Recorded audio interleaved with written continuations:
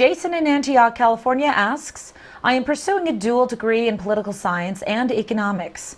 After reading your books, How an Economy Grows and Why It Crashes, and The Real Crash, as well as the work of several Austrian economists, Hayek, Hazlitt, and Murphy, I find that I will have trouble accepting the arguments of many of my Keynesian-influenced professors.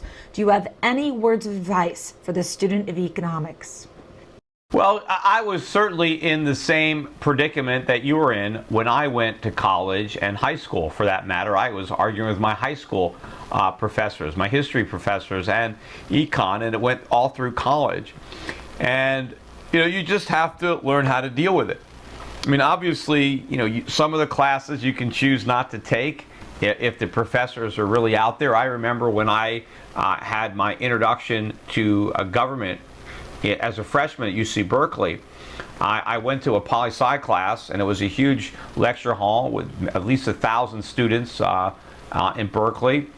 And I was so irate by what I heard that I went to the office hour of the professor later that day, and I came in, and she happened to be there, and I said, "Hi, my name is Peter Schiff. I'm in your, a Poli-Sci 1 course, and I just have a question for you."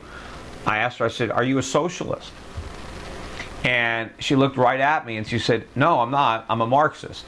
That was it for me, So I dropped that course. But obviously, there are a lot of courses that you have to take. And especially if that's your major. So look, you go through the motions, you argue with your professors, you got to, be a little bit respectful about it. But maybe if you're persuasive, you'll win over more converts, and you'll have some friends in the class. When it comes to the tests, though, here's what you got to do. And I used to do this because I always knew the answers they wanted. So we would write our exams in these blue books.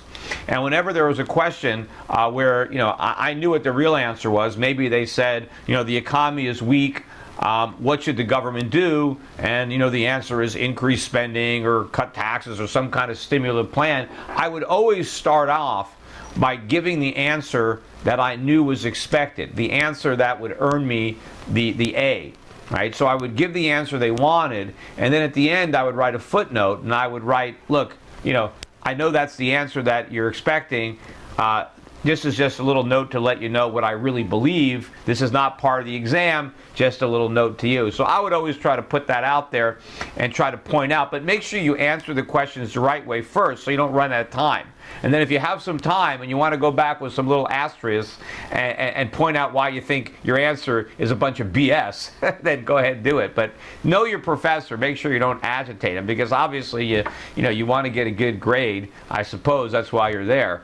But I definitely feel for you. Try to get your classmates to listen to the show. Get them to read my book. Try to maybe get your professor to read my book. Start them out with How an Economy Grows and Why It Crashes, because that's pretty easy to understand. So remember, I wrote it so a congressman could understand it, which means pretty much anybody can understand it. So that might be a good place to start. Thanks for your question.